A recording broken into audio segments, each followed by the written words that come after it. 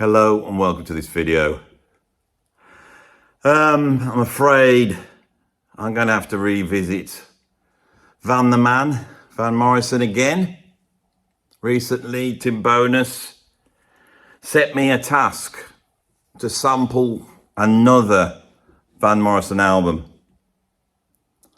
Can't remember what it was called, No Guru or something. I'm actually trying to erase it from my memory.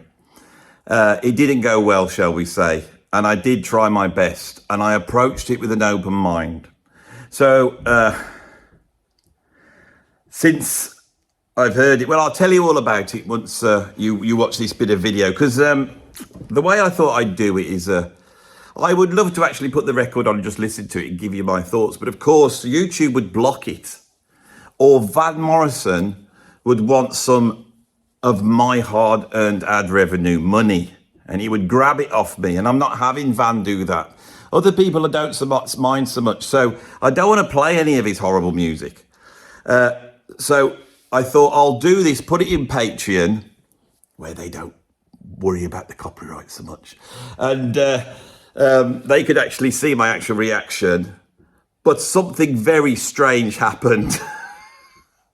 And so what I'm going to do is I'm going to do an edit now. It's going to take me ages, but I'll do an edit of all the bits where I haven't got the track on, so you can sort of get my reaction as I'm driving along, listening to it in the car, and then we'll come back and I will tell you what I think. Hello, welcome to this video, patrons. You're going to be in for a treat, and I might not be in for a treat. I'm going to react to this in real time. This is an album by Van Morrison called No Guru, No Method, No Teacher. Tim Bonus has lent it me, so it's a great album. I've seen other people saying it's a great album. I've got to drive to Wolverhampton, which is bad enough as it is, and now on top of it, I've got to listen to Van Morrison on the way, but I'm going to keep an open mind, so we're going to set off in a minute, and I might just be sat there driving, not saying anything. You know, there might not be much to watch on this, but you never know. I will give my thoughts as we go, and then I'll have a record, and I'm going to do a proper video about my reaction to this album on the main channel. But you're going to actually be able to see it because of the copyright. There's no copyright on Patreon, so I can play the tracks. So let's get into this then, shall we? I'll kick it off. It's reading the CD. Here we go. It's confessional. He says something, and it's half singing, half talking. So I feel like it's a confessional aspect to it, and it's going back and forth with the band sort of answering it, lots of space. And one of the things with Van Morrison, of course, he is pulling from American soul, rhythm and blues, Motown, you know, all that type of stuff, but he's also Irish. His voice is very expressive, but it is not blackness you hear in his voice. You hear something else, and there's a aspect of the confessional, so it's Catholic at the same time. All that's weaved together is unique. Let's have a listen to the singing. Come on, Van, I want to hear you. I know I don't. The singing I have a problem with. When an album starts like that, I know we're into something that could be, for me, with my sort of ADHD listening ears that I've got, a bit dull. Because if that's how they start, are we ever going to get out of second gear? I never like albums that don't get out of second gear. They might sound very wordy, and certain people might like to sit back and relax into them like a nice warm bath. That's never been my thing. And with that soprano sax going through everything, it almost sounds like Sting. If this is great songwriting, it's great songwriting in the way that Dylan's great songwriting. In that it's to do with the lyrics, it's to do what he's saying, it's the poetry of it. For me, I have no problem with simple songs. I have no problem with simple chord progressions like everybody thinks. But these melodies, there's no melody there. And it seems an easy way out to get your lyrics and just have this thing where you have a big gap and go, I was driving down the road to Wolverhampton, big gap, and I was listening to this CD.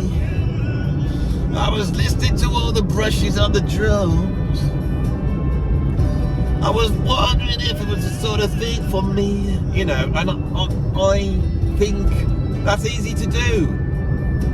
I feel like I'm having the wool pulled over my eyes, to be honest. I used to be a painter. I went to art college.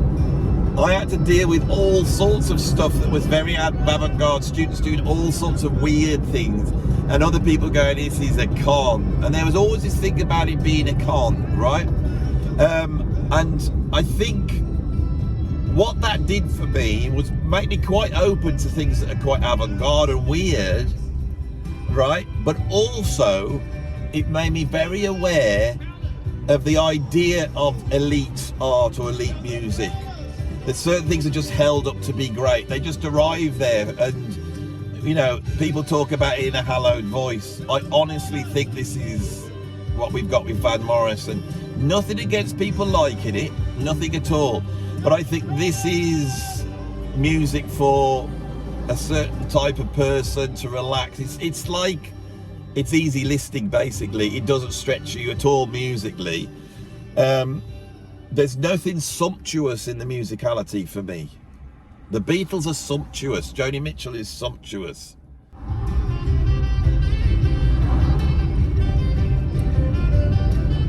I feel like I'm having the wool pulled over my eyes. I think this is nice music, it's easy going. It sold a lot of records. He could sell records because it's easy music to listen to. But in that regard, it's no greater than a lot of other music that was coming out at that time. Now, I'll give you a good example. And I might use some of these ideas in the main video. The other day, I got very interested in Rick Astley. You remember Rick Astley? You know, never gonna give you up. And the reason is because I was in Tesco's, and on the radio they were playing Michael McDonald. Now, Michael McDonald, we know he's an amazing singer, very sophisticated songs, great songwriter, and they were doing Mama Be There. And I listened to it and I thought, my God, I thought it was Rick Astley. And then I thought, Rick Astley sounds like Michael McDonald. That's interesting. That's an interesting, forget how you perceive them. That's what they sound like. So I went home and I started to look up Rick Astley. He made 2 albums with Stock Aitken and Waterman, and then his 3rd album, he changed his soul. Remember, grew his hair long, and he brought in an incredible lineup. People like Mark King came in on bass. He got like incredible drummers. He even brought from Oscar Peters a band, Neil Horst Pedersen, or whatever his name is, who's incredible. Now the thing is, this stuff is such high quality. It's so beautiful and pretty. His vocals are so great. The lyrics are, he's a songwriter, the lyrics are very personal and very nice. The thing that mars it, it's a little bit middle of the road, but I could listen to that album and enjoy it because just the quality of the music, compositions, songwriting, it's just a high quality album. At this point on the 4th track, I'm starting to get irritated by this now. Now with Astral Weeks, I had that on the 1st track within about 3 or 4 minutes. This one's lasted longer, but personally, I no longer want to listen to this album now. Now I might be a durder, it might just be personal taste. This is what's very interesting. But I'm starting to get to the point where I can't take this. Unless he changes gear or does something at some point, brings in another sort of sound or breaks up these chords seesawing back. Maybe the drummer will pick up some drumsticks, maybe we might get a bit of electric guitar, but it's all too tight. I feel like I'm being conned. That's what I don't like about him.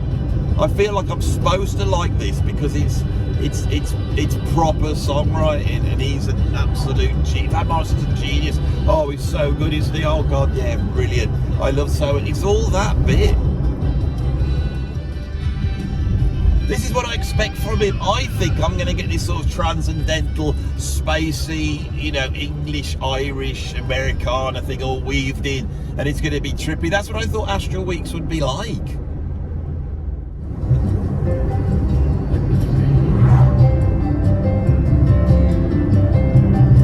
It's making me feel sick now. I haven't eaten. I'm getting hungry.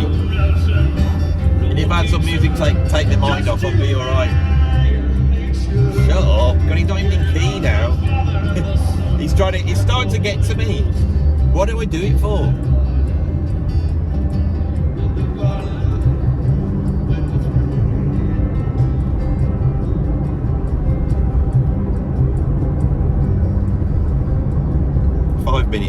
done now.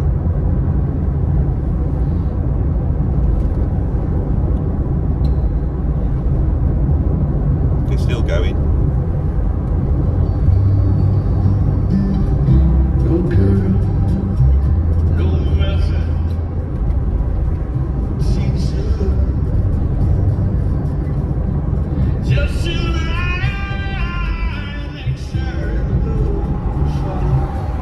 He's slowed down and gone into another field. I don't know.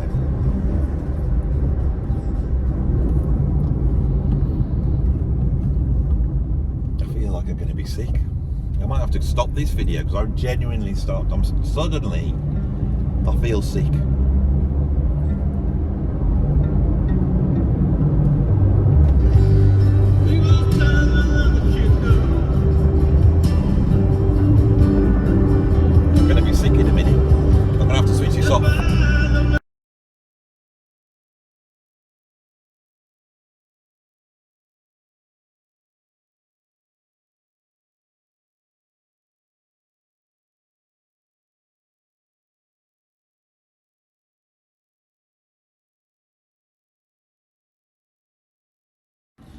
This is going to be the follow-up video to my reaction to Van Morrison. I'm not joking.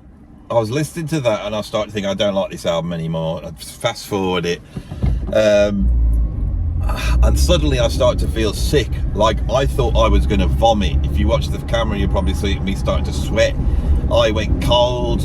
And I thought I'm going to be sick. So I stopped the camera because I didn't want to be sick on camera. Took a few deep breaths, stopped the Van Morrison album, and then as soon as it stopped and I just had the sound of normal life, just the sound of everyday life, I felt better. And here's a little follow-up for you just to make you realise how much I can't stick him, and it's not a joke. It's not a joke. I feel hungry now. I feel hungry. I think I was hungry. But anyway, I'm going to go in here and get something to eat. Just a little follow-up for you.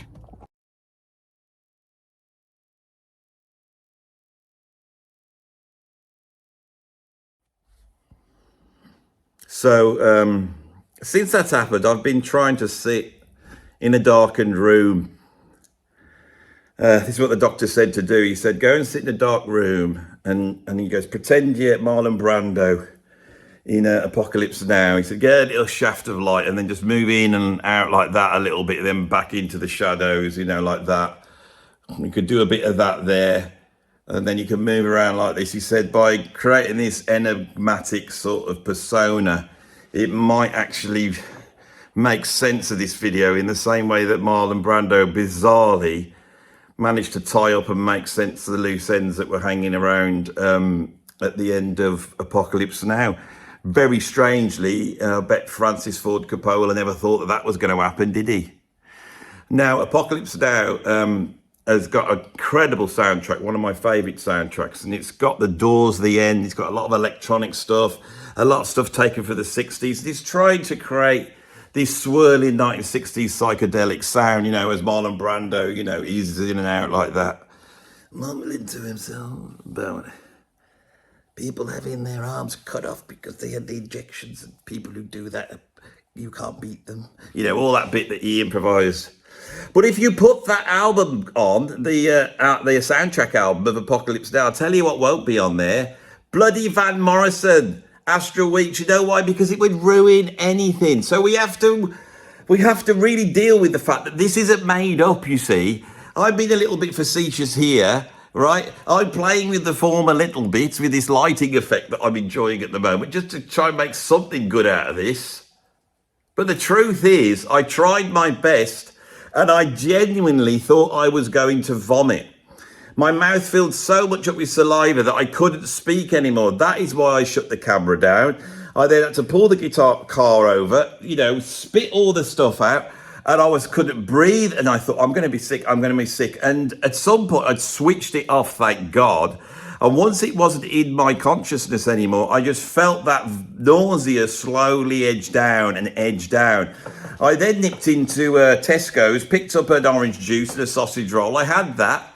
Felt a lot better after that, and I thought, I am not going to finish this off. I'm not going to finish this album off. I think I have proved viscerally to the audience out there that I don't like Van Morrison. That doesn't mean you don't have to not like him. You can like him, of course. But what it does prove is that I wasn't lying. I genuinely don't like Van Morrison, and I'm going to tell you why now I don't like him. Right? The reason why is because when I had the same thing with Astro Weeks. When I put one of these records on, I feel claustrophobic. It takes me back to feeling like I'm trapped somewhere and I can't get out, and then I want to get out. And this creates a sort of panic. And in this case, and I've never had this before, the anxiety, because I hadn't really eaten, and I was all right not eating. I was a little bit hungry, peckish, but a sausage roll and an orange juice would have sorted me out. But the feeling of being in the car, the music being there, having to listen to it because I'm making the video, it was like a panic attack, and I felt the acid suddenly gurgling up inside my stomach. It was an absolute visceral reaction. Now, what was it a reaction to? The tedium of it.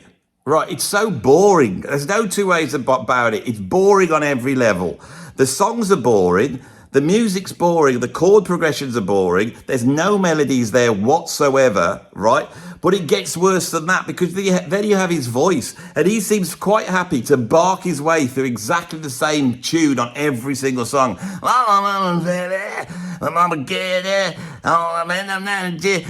Going like that, and it's this Bob Dylan aesthetic times 10. Now, Dylan did it, and I bloody hate it, but he did do it.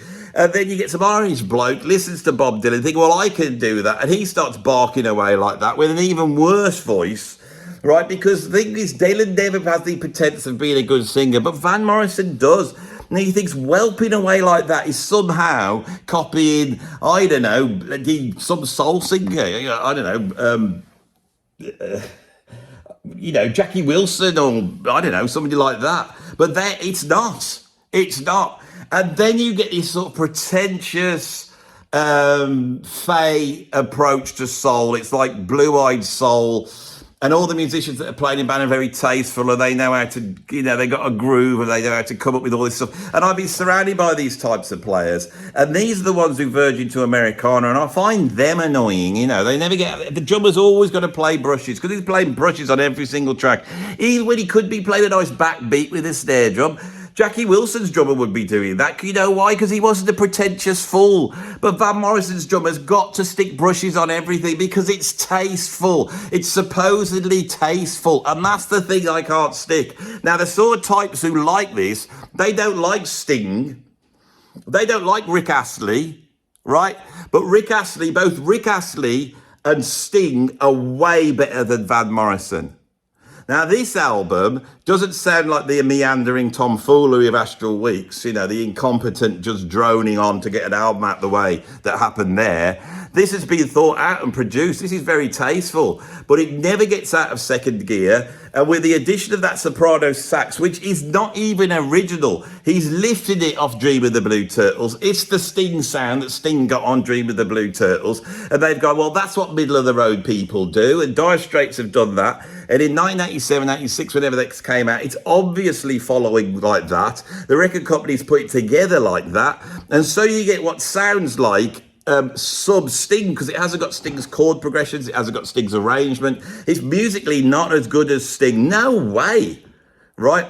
And then he starts to sing, and his voice, in terms of blue-eyed soul, deep, expressive singing, he is nowhere near Rick Astley. Because whilst I've been listening to this album, I've been enjoying Free, which is Rick Astley's third album. And I'm going to do a video on it. I'm going to show you how you can actually, if you want, and you don't have to follow the crowd, like Rick Astley and hate Van Morrison, even though the cognoscenti say it should be the other way round. Now, the thing that I could be getting all wrong, couldn't it? Because Andy doesn't get this, you see, because he only listens to the music. He only understands virtuosity. No, it's not true. I listen to all sorts of different music. I like AC/DC. I like Earth, Wind and Fire. I like James Brown. I like Jackie Wilson. I like Ray Charles. I like John Martin, Nick Drake. I like Fairport Convention. I like Crosby, Stills and Nash. I don't like Neil Young so much, but when he's in Crosby's, I like him. He's all right, I like Paul Simon.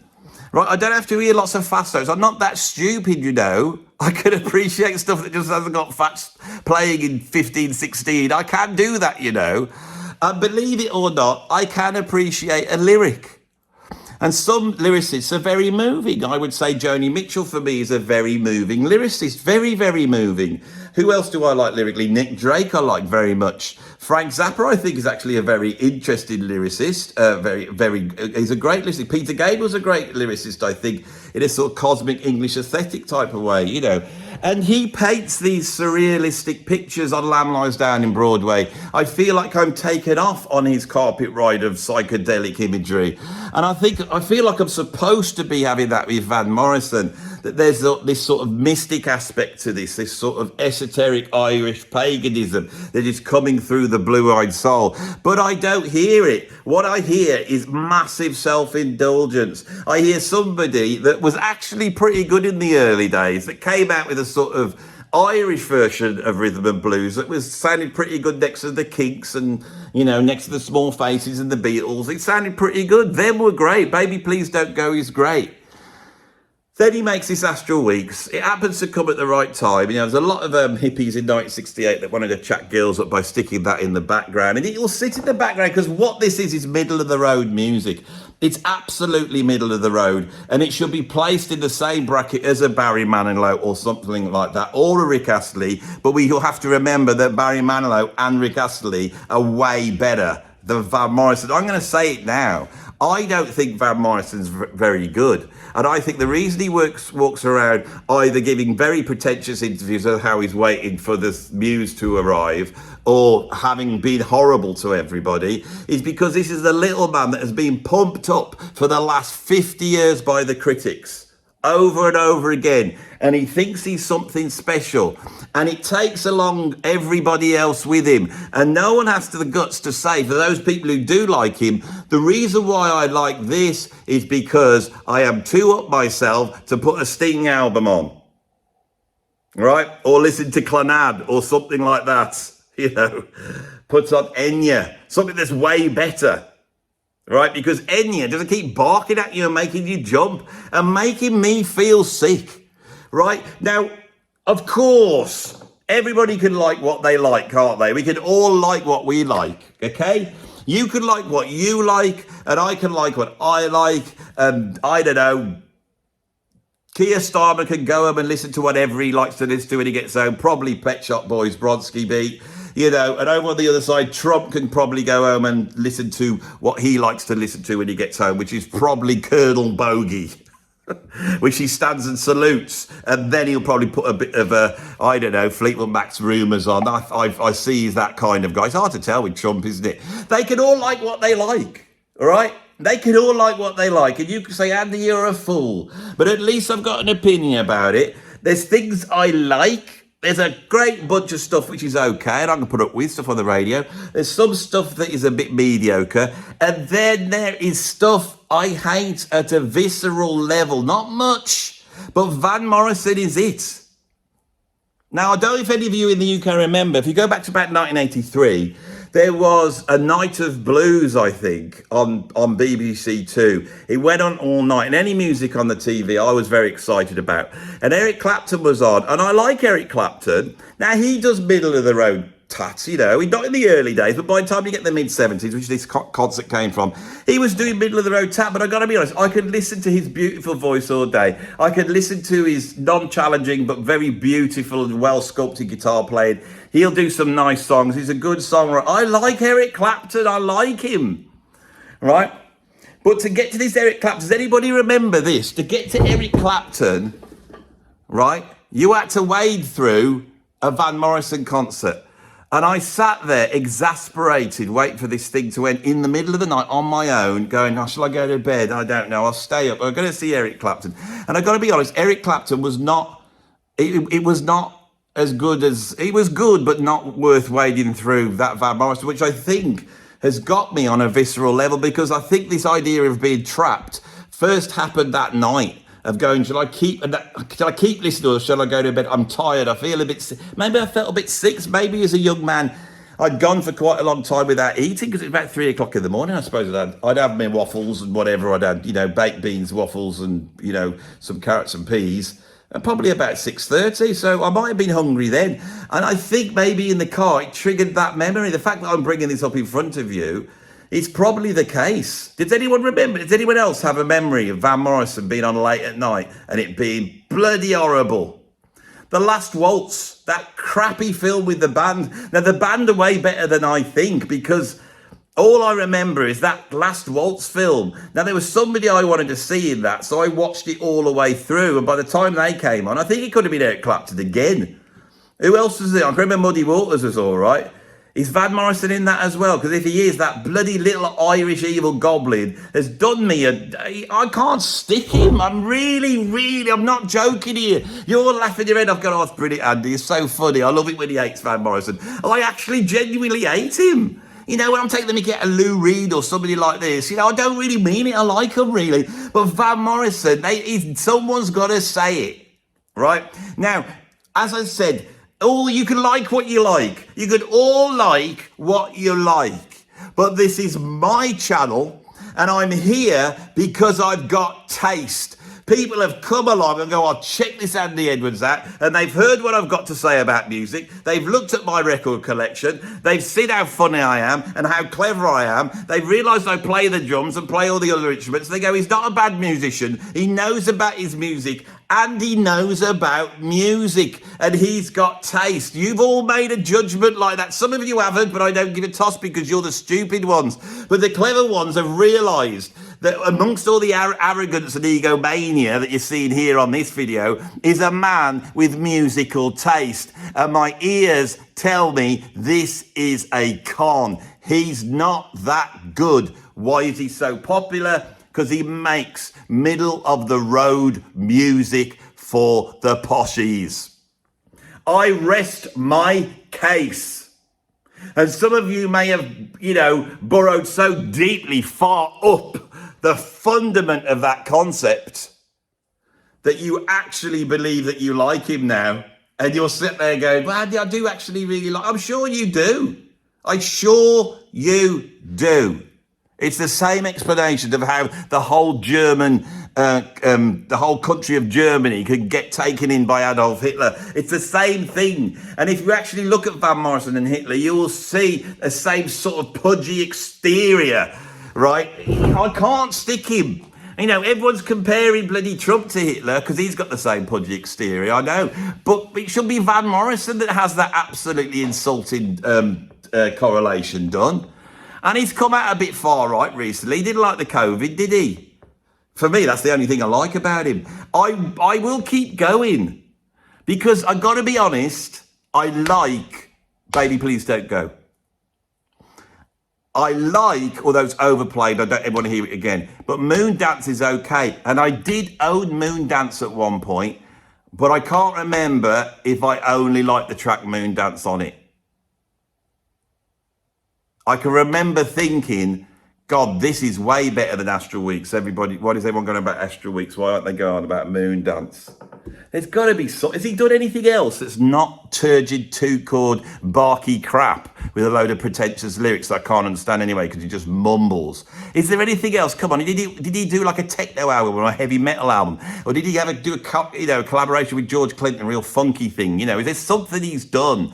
You know, did he do something with William Burroughs? I don't know, or team up with the Boredoms and do some like death metal? You know, is there anything? Is there anything in this? Because maybe that barking, if it was backed up with, I don't know, something avant-garde, and it was Sonny shouting, you know, in the background, just mess it, do something, get it out of the bloody mediocre bloody bin that it's in. Right, that I'm still hate him. In fact, finding 2 albums of such utter disgusting music, I hate him even more. If you like this video, stick a like on it. If you want to see more of this stuff, subscribe and put in the comments, I love that, Andy. Can you hate somebody else? I like it when you get irate. And I'm genuinely irate. When I'm forced to go through something like that and end up nearly vomiting, in the course of this bloody YouTube video, what I went through there, You know, I can remember thinking, I'm going to be sick. I thought, you know something? Yeah, it would be so funny if I was vomiting down myself as I was trying to drive to Wolverhampton. Ha ha ha, very funny. Look at Andy, you see what he's done this time? I can never believe what he's done. He's been sick. What, pretend sick? Like, put just a bit of soup in it. No, he was really sick. No, I'm not going that low for you. Tough, go somewhere else. You know, we're going to get back to some proper music on here and stop dilly-dallying with stuff that I never should have listened to in the bloody first place. And I'm hot today as well. It's bloody hot.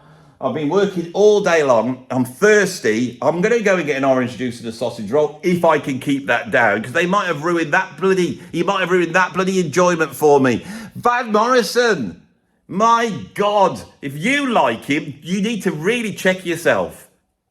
You know, I would really go for a walk, take the dog, and think about what you're doing with your life, with your likes and your not likes, you know.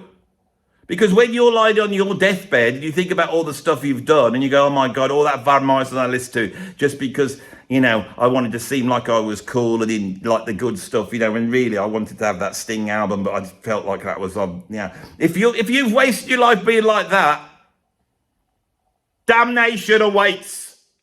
Damnation awaits you for your foolish, pretentious views, for your idolatry of the little Irish goblin fella.